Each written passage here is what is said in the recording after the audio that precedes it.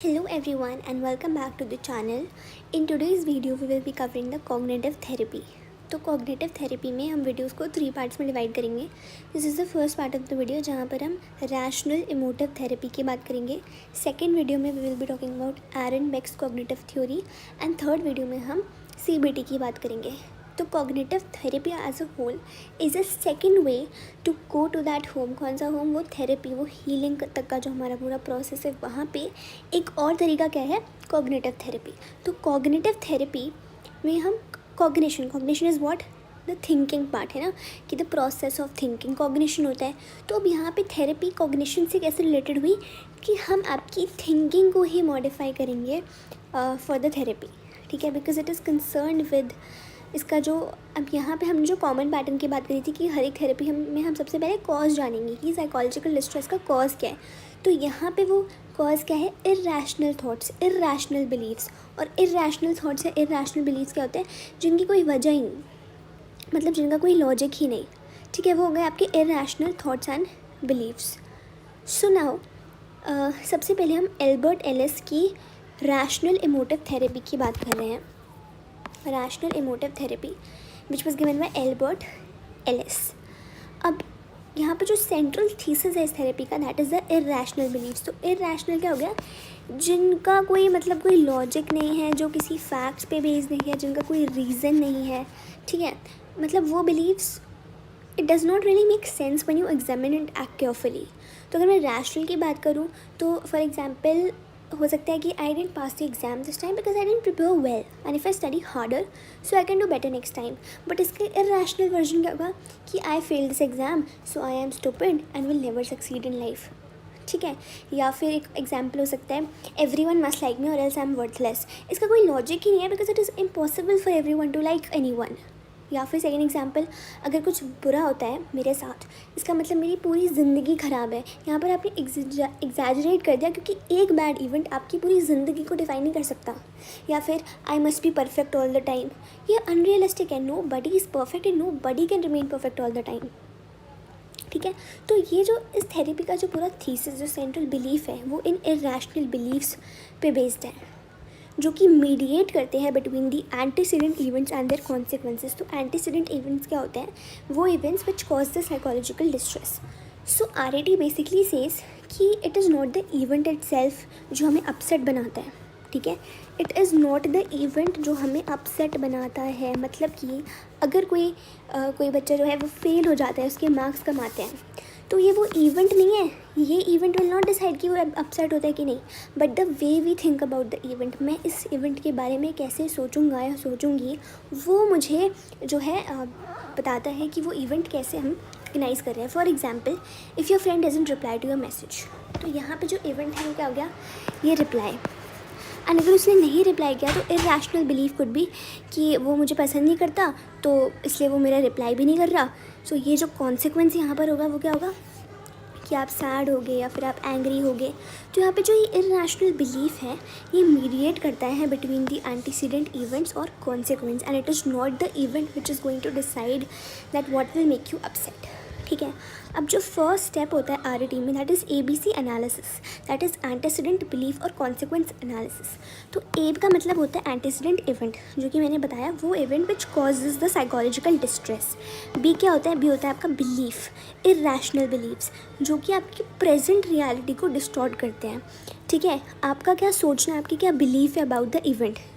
ठीक है, और C होता है consequence, that means how you feel, और it is basically based on the emotions and the behavior and you act because of it. अब जैसे antecedent event which cause the psychological stress for example will be that you fail a test. ठीक है, तो इस event में आपका क्या belief, इर्रैशनल belief क्या हुआ कि मैं तो स्टूपिड हूँ, मैं तो कभी सक्सीड ही नहीं करूँगा. एंड उसका कॉन्सिक्वेंस आपके इमोशंस में, आपके बिहेवियर में जो देखने को मिलेगा, how you feel, how you act because of it. So you will feel hopeless and you will give up studying. ठीक है, तो ये चीज़ हो सकता है. तो फर्स्ट जो है, सबसे पहले थेरेपिस्ट क्या है, आइडेंटिफाई करता है क्या इवेंट है which had triggered the distress. ठीक है, क्या जो है वो इवेंट है जिससे हमें डिस्ट्रेस हो रहा है. जैसे कि एक इवेंट हो सकता है कि मेरे बॉस ने मुझे क्रिटिसाइज़ किया मेरे काम के लिए, that too in front of everyone. तो ये एक इवेंट हो सकता है. अब यहाँ पे therapist also looks for the unhelpful या फॉल्स बायसेस, फॉल्स बिलीव्स कि क्योंकि मेरे बॉस ने मुझे क्रिटिसाइज़ किया, चलो सबके सामने किया, बट क्योंकि उसने मुझे क्रिटिसाइज़ किया it means I am worthless. तो क्लाइंट इंटरव्यू भी होगा, क्लाइंट का इंटरव्यू भी लिया जाएगा to find his irrational beliefs. अब वो क्लाइंट ही तो मुझे बता रहे हैं ना कि बॉस ने मुझे क्रिटिसाइज़ किया, इसका मतलब तो मैं वर्थलेस हूँ। तो इरैशनल बिलीव्स में not be supported by empirical evidences in the environment. ये बिलीव्स जो है ये फैक्ट्स पे बेस्ड नहीं है। Just because one person criticise you doesn't mean everything things you're bad. So irrational beliefs, they often sound like strict rules and which are like characterized by musts and shoulds. ठीक है, things should happen in a particular manner. For example, I must never fail. People should always treat me kindly. So यहाँ पे अपने irrational beliefs को must और should से categorize कर दिया कि ये चीज़ जो है होनी ही चाहिए, ठीक है।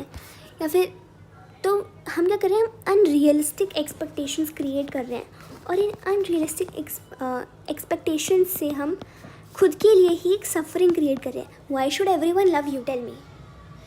अगर आप बोल रहे हो कि I must be loved by everyone, Y?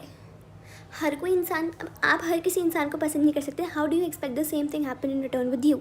So because of these unrealistic expectations you are creating your own suffering and so they sound like strict rules, ठीक है। Thinking like everyone must like me sets you up for disappointment because it's impossible.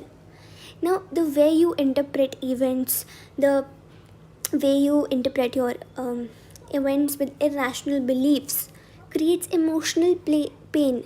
क्योंकि कोई event हुआ है उसको आपने interpret किया इरैशनली, definitely वो आपको पेन देगा। If someone doesn't read you and you believe they hate me, you feel sad और एंग्री। क्या होता है कि आप जाते हो या आपको कोई इग्नोर कर देता है तो आपको लगता है मैं तो बुरा हूँ, I think I am not dressed up properly, तो of course they will give you emotional pain. तो इरैशनल बिलीव्स को हम असेस करते हैं through questionnaires and interviews. Therapist इन टूल्स को यूज़ करते हैं, क्वेश्चनर्स को, इंटरव्यूज़ को, टू आइडेंटिफाई कि क्या इरैशनल बिलीव्स है जो आपको साइकोलॉजिकल डिस्ट्रेस दे रहे हैं। Now a questioner might ask कि do you often think people must always treat you fairly? क्या आप ऐसा रेगुलरली सोचते हो कि हमेशा लोग आपको फेयरली ट्रीट करें? और इस पूरे प्रोसेस में, इस पूरे RET के प्रोसेस में the therapist gently challenges irrational beliefs by asking questions. Like he might ask, what evidence do you have that everyone must like you? सो ये जो थेरेपिस्ट है they does not argue but they help you to explore your own thoughts. Instead of saying you are wrong, the therapist asks could there be another explanation. So the goal here is self reflection to notice faulty thinking.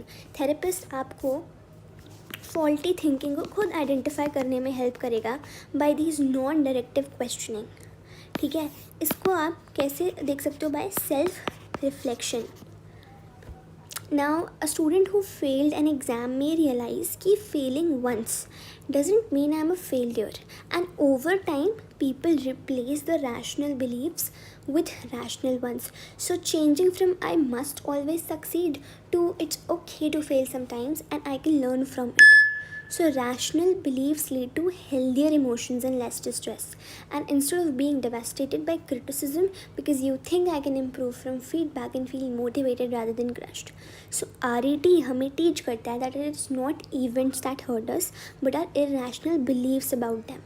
And by questioning and replacing those beliefs with rational ones, we can reduce stress and live more balanced life. और जब जो therapist है वो deeper thinking को encourage करता है, we're able to change the philosophy of life, we're able to replace the irrational beliefs with the rational ones, and we're able to reduce the psychological distress.